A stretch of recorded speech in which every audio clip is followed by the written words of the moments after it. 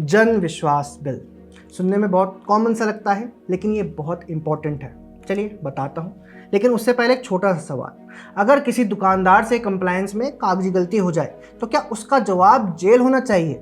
UP के एक छोटे से कस्बे में एक फार्मासिस्ट अपने ड्रग लाइसेंस रिन्यूअल फॉर्म में एक लाइन अपडेट करना भूल जाता है। नतीजा, ड्रग्स एंड कॉस्मेटिक्स एक्ट के तहत क्रिमिनल केस, 3 साल तक कोर्ट के चक्कर, 2 लाख लीगल फीस। उसका अपराध एक क्लरिकल एरर। अब भारतीय व्यवहारिकता में ये तो न्याय नहीं हो सकता। सूरत में एक टेक्सटाइल यूनिट ओनर के 25 वर्कर्स थे। एक कंप्लायंस फॉर्म 11 दिन लेट भर दिया गया। नतीजा, क्रिमिनल प्रोसिक्यूशन, फैक्ट्री 4 महीने के लिए सील्ड, 25 परिवारों के रोजी रोटी बंद। वो कोई स्वेट शॉप नहीं चला रहा था, उसने बस एक डेडलाइन मिस की और पुराने भारतीय कानून ने उसे अपराधी की तरह ट्रीट किया। राजस्थान में एक महिला घर से पिकल बनाने का काम करती थी। एफएसआई के सारे अप्रूवल्स उसके पास थे, लेकिन पैकेजिंग के एक लेवल पर फॉन्ट साइज रेगुलेशन से 2 mm छोटा था। क्रिमिनल केस, 2 साल कोर्ट, उसने बिजनेस भी बंद कर दिया। भारत ने एक एंटरप्रेन्योर को फॉन्ट साइज की वजह से खो दिया। ये सब कोई रेयर केसेस नहीं है। आज इस देश में 5 करोड़ लोग ऐसे ही क्रिमिनल प्रोसीडिंग्स में फंसे हुए हैं 183 अलग अलग एक्ट्स के तहत। ये ना मर्डरर्स हैं, ना ही फ्रॉडस्टर्स, बस वो बिजनेस ओनर्स हैं जिन्होंने पेपर वर्क में छोटी छोटी गलतियां कर दी। और इस सिस्टम की कीमत हर साल 2.3 लाख करोड़ रुपए और हर केस औसतन 4.3 साल चलता है, जिसमें बिजनेस ओनर को 4.6 लाख रुपीस की लीगल फीस और अपॉर्चुनिटी कॉस्ट में गंवाने पड़ते हैं। इन सवालों का व्यवहारिक जवाब है नहीं, उनके खिलाफ क्रिमिनल प्रोसिक्यूशन सही नहीं है। यही पुरानी सरकारी सोच अब बदल रही है और इस बदलाव का नाम है जन विश्वास अमेंडमेंट ऑफ प्रोविजंस बिल 2026। इस बिल को सबसे पहले 27 मार्च 2026 को लोकसभा में पेश किया गया। 1 अप्रैल 2026 को लोकसभा ने पारित किया और 2 अप्रैल 2026 को राज्यसभा ने वॉइस वोट से मंजूरी दे दी। 3 दिन में दोनों सदनों से पास। इसका मतलब सिर्फ एक कानून का पास होना नहीं है, ये संकेत है कि भारत छोटे छोटे व्यावसायिक अपराधों को क्रिमिनल लेंस से नहीं, रेगुलेटरी लेंस से देखना चाहता है। अब इस बिल का कोर आइडिया समझते हैं। ये 79 सेंट्रल एक्ट्स के 784 प्रोविजंस में बदलाव करता है। इनमें से 717 प्रोविजंस को डीक्रिमिनलाइज किया गया है और 67 प्रोविजंस को ईज ऑफ लिविंग के लिए रैशनलाइज किया गया है। आज का सिस्टम क्या करता है? वायलेशन डिटेक्ट होता है, एफआईआर दर्ज होती है, क्रिमिनल केस रजिस्टर होता है, सालों तक कोर्ट चलता है, बिजनेस पैरालाइज हो जाता है। इस बिल के पास होने के बाद कल का सिस्टम क्या करेगा? वायलेशन डिटेक्ट होगा, शो कॉज नोटिस आएगा, पेनल्टी इंपोज होगी, करेक्शन की डेडलाइन होगी, बिजनेस कंटिन्यू करेगा। फर्क क्या है? एक सिस्टम मानता है कि आप क्रिमिनल हैं, दूसरा मानता है कि आपसे गलती हुई है। और ये बिल सिर्फ पनिशमेंट हटाने तक सीमित नहीं है, इसमें ग्रेडेड अप्रोच है। पहले एडवाइजरी, फिर वार्निंग और उसके बाद पेनल्टी।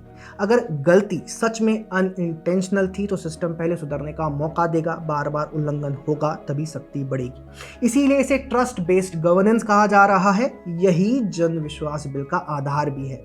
कुछ एग्जाम्पल्स इसे और साफ करते हैं। Drugs and cosmetics act 1940, cosmetic से जुड़ी कुछ वायलेशंस पर पहले इम्प्रिजनमेंट तक का प्रोविजन था। अब इसे सिविल पेनल्टी फ्रेमवर्क में बदल गया है। 1 लाख या कॉन्फिस्केटेड गुड्स की 3 टाइम्स वैल्यू, जो भी ज्यादा हो।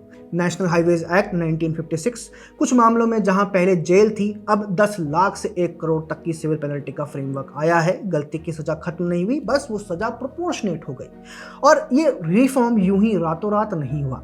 इसकी कहानी अगस्त 2025 से शुरू हुई थी, जब जन विश्वास बिल का अर्लियर वर्जन आया था। उसे सिलेक्ट कमेटी को भेजा गया, जिसकी चेयरमैनशिप तेजस्वी सूर्या ने की। समिति ने 49 सिटिंग्स के बाद रिपोर्ट दी। पुराना बिल विड्रॉ किया गया और ज्यादा व्यापक, ज्यादा स्ट्रॉन्ग 2026 वर्जन सामने आया।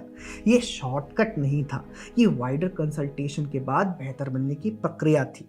अब ये रिफॉर्म सिर्फ जन विश्वास तक नहीं रुकता।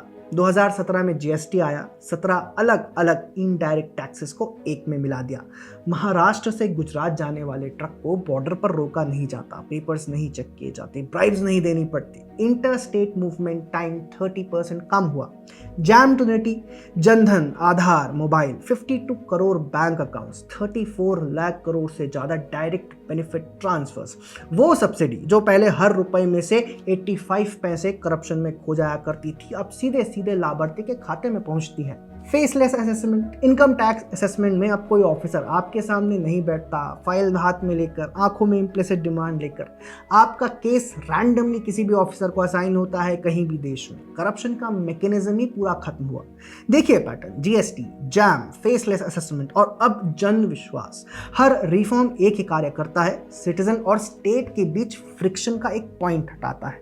जो प्रोसेस किसी बाबू को पावर देने के लिए डिजाइंड थी, उसे सिटीजन को फ्रीडम देने के लिए रीडिजाइन किया जा रहा है।